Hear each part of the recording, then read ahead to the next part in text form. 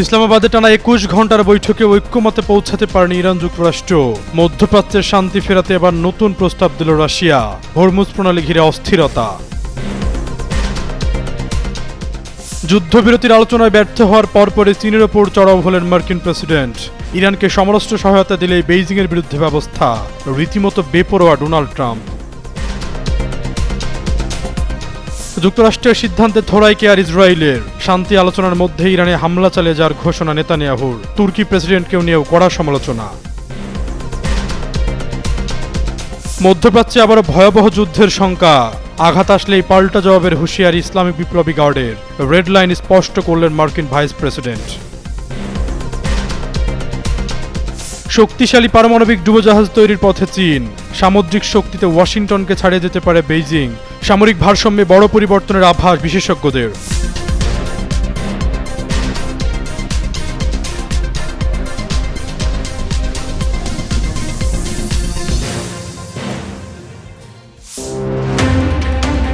Iran ও যুক্তরাষ্ট্রের মধ্যকার শান্তি আলোচনা ব্যর্থ হওয়ার পরপরই এবার বেইজিংয়ের উপর চড়াও হলেন মার্কিন প্রেসিডেন্ট ডোনাল্ড ট্রাম্প। ইরানকে অত্যাধুনিক অস্ত্র সরবরাহের পরিকল্পনার অভিযোগে চীনকে কঠোর হুঁশিয়ারি দিয়েছেন তিনি। ট্রাম্প জানিয়েছেন, বেইজিং যদি তেহরানকে সামরিক সহায়তা দেওয়া বন্ধ না করে তবে তাদের গুরুতর পরিণতি ভোগ করতে হবে। শনিবার ফ্লোরিডার উদ্দেশ্যে হোয়াইট হাউস ত্যাগ করার সময় সাংবাদিকদের সঙ্গে আলাপকালে ট্রাম্প এসব কথা বলেন। মার্কিন গোয়েন্দা সংস্থাগুলোর দেওয়া তথ্যের ভিত্তিতে এই হুঁশিয়ারি দেন তিনি। এর আগে মার্কিন সংবাদ মাধ্যম CNN এর প্রতিবেদন অনুযায়ী যুক্তরাষ্ট্র ও ইসরায়েলের হামলায় ক্ষতিগ্রস্ত ইরান বর্তমানে ২ সপ্তাহের যুদ্ধবিরতির সুযোগ নিয়ে তাদের সামরিক ভান্ডার পুনর্গঠন করছে। গোয়েন্দারা দাবি করেছেন, চীন তৃতীয় কোনো দেশের মাধ্যমে ইরানের কাছে আকাশ প্রতিরক্ষা ব্যবস্থা সহ বড় একটি অস্ত্রের চালান পাঠানোর প্রস্তুতি নিচ্ছে। গোয়েন্দা প্রতিবেদনে আরও বলা হয়, চীন মূলত কাঁধ থেকে ছোড়া বিমান বিধ্বংসী মিসাইলগুলো ইরানকে দিয়েছে এবং এই প্রযুক্তির সাহায্যেই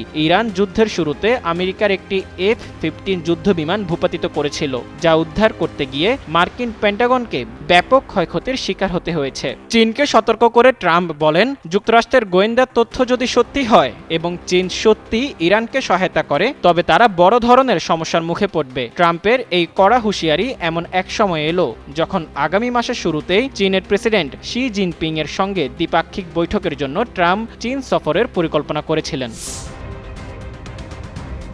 অস্ত্র ফেলে একদিকে আলোচনার টেবিলে ইরান যুক্তরাষ্ট্র যুদ্ধ বন্ধে নানা প্রস্তাব নিয়ে পাকিস্তানে চলে রুদ্ধদ্বার বৈঠক।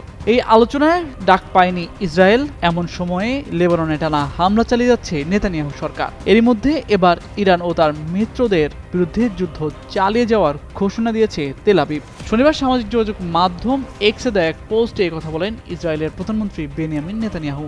পোস্টে তিনি লিখেছেন, আমার নেতৃত্বে ইসরায়েল ইরানের সন্ত্রাসী শাসন ব্যবস্থা এবং তার মিত্রদের বিরুদ্ধে যুদ্ধ চালিয়ে যাবে। পোস্টে তিনি তুরস্কের প্রেসিডেন্ট রিসেপ তাইয়েপ এরদোয়ানের সমালোচনা করে বলেন, এরদোয়ান ইরানকে সমর্থন দিচ্ছেন এবং কুর্দি নাগরিকদের গণহত্যার জন্য দায়ী। এদিকে রোববার সকালে ইরান যুক্তরাষ্ট্রের ঐতিহাসিক শান্তি আলোচনার পর পাকিস্তানের ইসলামাবাদে সংবাদ সম্মেলনে মার্কিন ভাইস প্রেসিডেন্ট জেডি ভেন্স বলেছেন, ২১ ঘন্টা আলোচনার পরও ইরানের সঙ্গে যুক্তরাষ্ট্র কোনো সমঝোতায় পৌঁছাতে পারেনি। তাই সমঝোতা ছাড়াই পাকিস্তান ছাড়ার পরিকল্পনা করছে যুক্তরাষ্ট্র।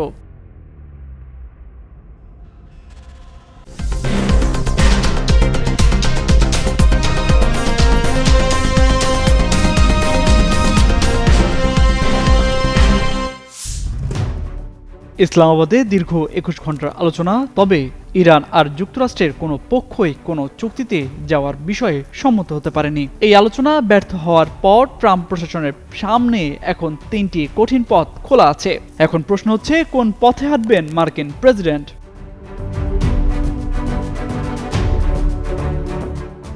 প্রথমত, ইরানের পারমাণবিক কর্মসূচি নিয়ে দীর্ঘ আলোচনা চালিয়ে যাওয়া। দ্বিতীয়ত, যুদ্ধ আবার শুরু করা, যা ইতোমধ্যে আধুনিক ইতিহাসের সবচেয়ে বড় জ্বালানি সংকট তৈরি করেছে। তৃতীয়ত, হরমুজ প্রণালীর নিয়ন্ত্রণ নিয়ে দীর্ঘ লড়াইয়ে জড়িয়ে পড়া।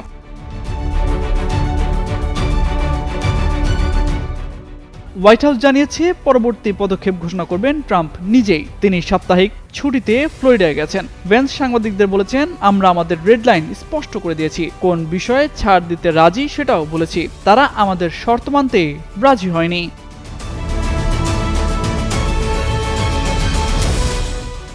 বিশেষ দূত স্টিভ উইটকফের ভাষায় ইরানের উচিত সহজভাবে আত্মসমর্পণ করা, কিন্তু অতীতের অভিজ্ঞতা বলছে ভিন্ন কথা।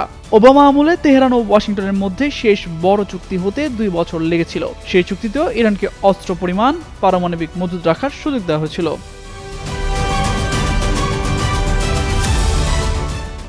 মূল সমস্যা হলো ইউরেনিয়াম সমৃদ্ধকরণ। ইরান বলছে পারমাণবিক অস্ত্র বিস্তার রোধ চুক্তির স্বাক্ষরকারী হিসেবে নিজের মাটিতে ইউরেনিয়াম সমৃদ্ধ করা তাদের অধিকার। যুক্তরাষ্ট্র বলছে এটাই প্রমাণ করে ইরান সবসময় পারমাণবিক অস্ত্র তৈরির সুযোগ রাখতে চায়। 40 দিনের যুদ্ধ এই অবস্থানকে নরম করেনি, বরং আরো শক্ত করেছে। দুই পক্ষই মনে করছে প্রথম দফায় তারা জিতেছে, সে কারণে কেউই এখন সমঝোতার মেজাজে নেই বলে মনে করছেন সমর বিশ্লেষকরা। তামজিদ মির্জা, যুগান্তর নিউজ।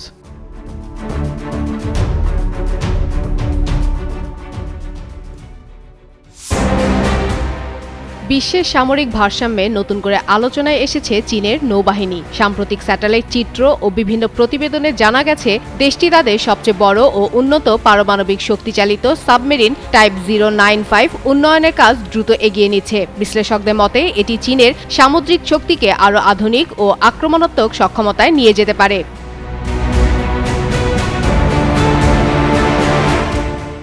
চীনের People's Liberation Army Navy plan গত কয়েক বছরে ব্যাপক আধুনিকায়নের মধ্য দিয়ে যাচ্ছে। নতুন যুদ্ধজাহাজ ও সাবমেরিন যুক্ত করে তারা দ্রুত তাদের নৌবহর সম্প্রসারণ করছে। বিশেষ করে সাবমেরিন প্রযুক্তিতে এই অগ্রগতি যুক্তরাষ্ট্র সহ অন্যান্য বড় শক্তির জন্য নতুন চ্যালেঞ্জ তৈরি করতে পারে বলে ধারণা করা হচ্ছে।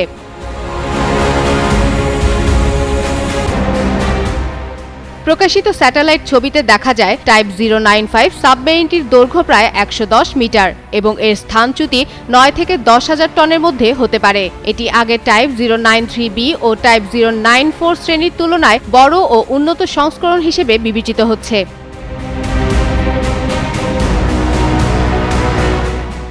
যদিও এর প্রযুক্তিগত বিস্তারিত এখনো পুরোপুরি জানা যায়নি, তবে বিশেষজ্ঞরা ধারণা করছেন এতে উন্নত শব্দ নিয়ন্ত্রণ ব্যবস্থা, পাম্প জেট প্রপালশন এবং নীরব চলাচল প্রযুক্তি ব্যবহার করা হয়েছে। এতে থাকা সম্ভাব্য পারমাণবিক রিঅ্যাক্টর দীর্ঘ সময় পানির নিচে থাকার সক্ষমতা দেবে।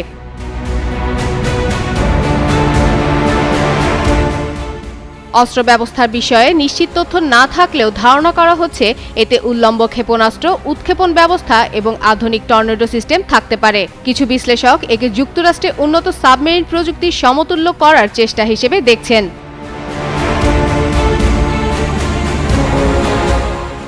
চীন সাম্প্রতিক বছরগুলোতে সাবমেরিন উৎপাদন দ্রুত বাড়িয়েছে। প্রতিবেদনে বলা হয়েছে উৎপাদনের দিক থেকে তারা এখন যুক্তরাষ্ট্রকেও ছাড়িয়ে যাচ্ছে। এই প্রবৃদ্ধি ভবিষ্যতে বৈশ্বিক সামরিক ভারসাম্যে বড় পরিবর্তন আনতে পারে বলে আন্তর্জাতিক বিশ্লেষকদের মত।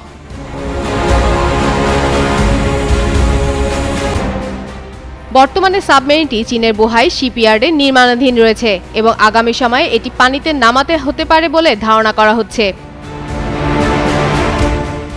ফাতেমা ফাতেহ জান, যুগান্তর নিউজ।